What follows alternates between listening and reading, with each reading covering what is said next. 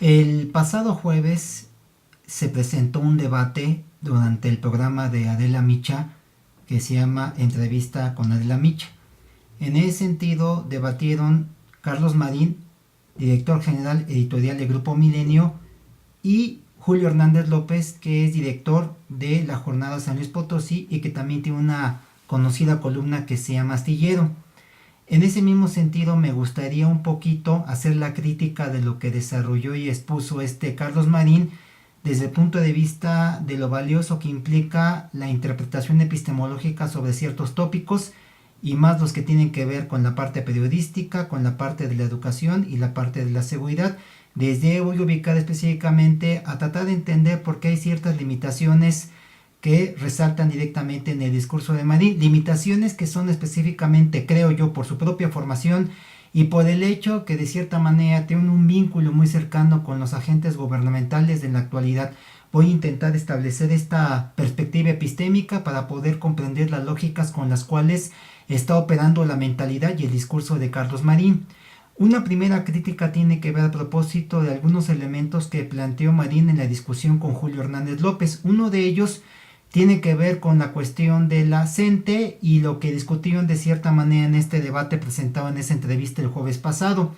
Básicamente lo que menciona Marín es que la CENTE es un grupo que de cierta manera no quiere perder ciertos privilegios porque ello le permite en un momento dado mantener ciertos aspectos de poder, ciertos aspectos económicos y finalmente no obedecer a la dimensión con la cual están definiendo, que es la dimensión de carácter educativo, y él le llama profes a ellos que de cierta manera no quieren ser evaluados y que no quieren entrar a esta lógica laboral y esta lógica de trabajo que al mismo tiempo él no reconoce. Esta primera crítica que le hago a Marín en ese punto de vista establece es que no podemos ver a la CENTE como un grupo, como una organización gremial, escolar, educativa y de formación desde la educación básica hasta la educación secundaria, que también pertenece a la dimensión básica, por ella misma. Si queremos entender por qué aparentemente la CENTE está llena de corrupción, por qué aparentemente la CENTE está llena de privilegios que de cierta manera no deberían de tener, por qué la gente protesta de manera legítima o por qué la gente habla de que esta es una reforma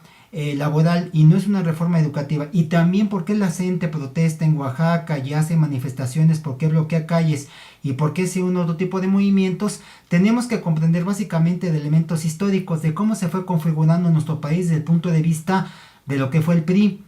Y dentro de esta misma dimensión del PRI, cómo se desarrollaron los contratos colectivos de trabajo, cómo se desarrollaba la economía, una economía basada primero en la sujeción del Estado como eje rector a propósito de todas las actividades económicas del país, la condición neoliberal en estos tiempos, en cómo se ha convertido la educación, qué es lo que se ha definido por la educación desde el punto de vista de la primaria hasta prácticamente la educación superior, aunque la CENTE no le toque eso. Es decir, estamos hablando que si Marín habla de la CENTE y habla básicamente de este grupo, no podemos hacer elementos monádicos, como de cierta manera le llama al conocimiento de Carr, que de cierta manera los eventos por sí mismos se explican. No, los eventos por sí mismos no se explican, los eventos tienen explicación, tienen comprensión, y sobre todo en el ámbito de las ciencias sociales, a través de las conexiones, las interacciones, los vínculos y las relaciones que tienen, ya sea con el sistema gubernamental, sea con el sistema empresarial, sea con los padres de familia, sea con los mismos profesores, sea con los mismos estudiantes, sea con el proyecto de país. Si realmente queremos hablar seriamente de la CENTE y que Carlos Marín no hace desde el punto de vista de su quehacer periodístico, tendríamos que establecer una epistemología de la complejidad, y dentro de esa epistemología de la complejidad, ¿cuál es el lugar que guardan estos actores en la formación educativa? ¿Cuál es el papel que tiene el gobierno? ¿Cuál es el papel que tienen los empresarios? ¿Cuál es el papel que tienen los críticos? ¿Cuál es el papel que juegan los periodistas? ¿Cuál es el papel que juegan los académicos? Y en función de ello establecer esto. Y todo eso lo cruza específicamente a la historia, no solamente nacional, sino también la historia internacional con respecto a cuáles son los movimientos económicos y sociales que se han suscitado desde la década de los años 50 a la fecha, y el cambio de un modelo social económico histórico a otro modelo social económico histórico. Por lo tanto, queremos hacer un periodismo serio, un periodismo de verdad, necesitamos aprender un poquito esta complejidad para poder entender desde dónde parte la CENTE como un actor que tiene responsabilidades educativas, que también tiene responsabilidades sociales y que de cierta manera creció a la luz del PRI, pero que ahora de cierta manera con el asunto de lo neoliberal está teniendo muchos problemas, así como muchos de los problemas que estamos teniendo nosotros desde el punto de vista de tener un empleo bien remunerado y una educación realmente de calidad en ese punto de vista. La segunda crítica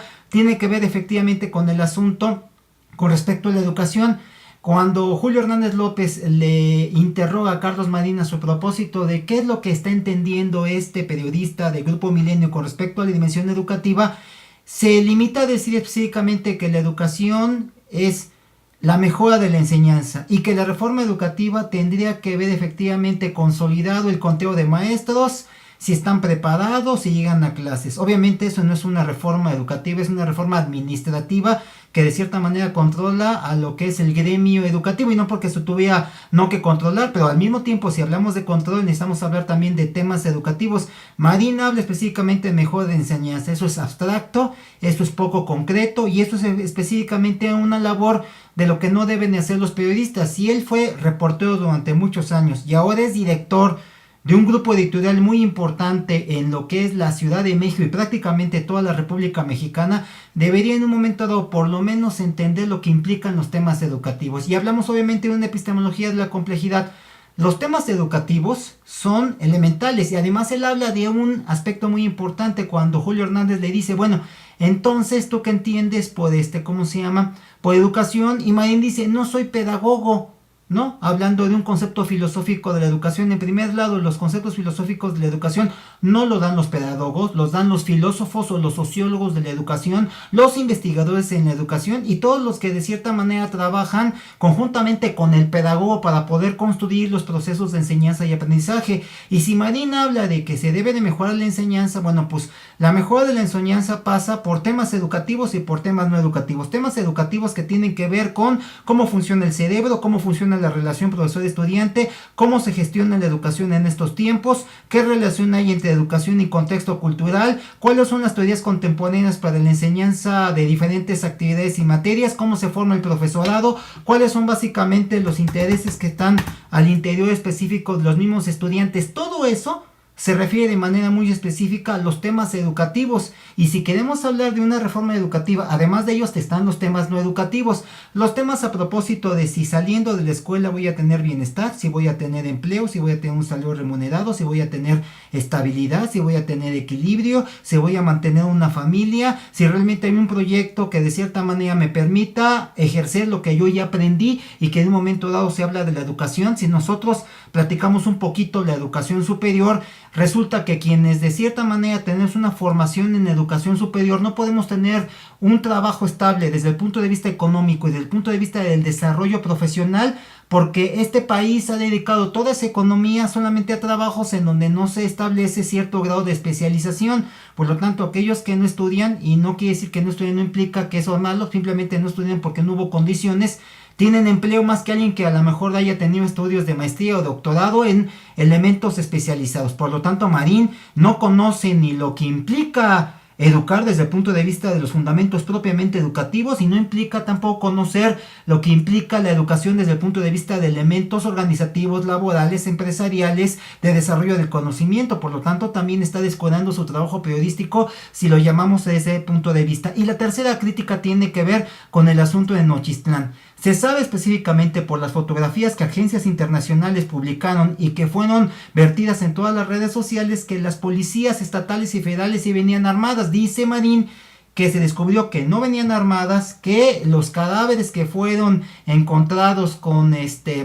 alguna bala eran de calibre 22. Y él deduce que porque son de calibre 22 no pertenecían a ningún cuerpo policíaco, ningún cuerpo militar. Déjeme decirle al señor Marín que de cierta manera no hace trabajo periodístico y tampoco hace análisis, porque él habla además de que a él no le gusta el rollo, cuando no se trata de echar rollo, se trata de comprender en profundidad, reflexión y en complejidad lo que está pasando. ¿Qué acaso al señor Marín ya se le olvidó que desde los años 50 hasta la actualidad ha habido específicamente las agencias gubernamentales que tratan de maquillar todo, de disfrazar que la policía no tuvo la culpa, de que hay grupos paramilitares que de cierta manera pueden utilizar cualquier arma no reglamentaria para disparar a estos individuos, y no que tengan la culpa las fuerzas militares y policíacas, sino que tengan la culpa esos grupos paramilitares, que acaso no ha entendido la historia de los ferrocarrileros, no ha entendido el movimiento estudiantil de 68, el movimiento de Lucio Cabañas y Genaro Vázquez, los movimientos de los años 70, los movimientos de la guerrilla en la actualidad,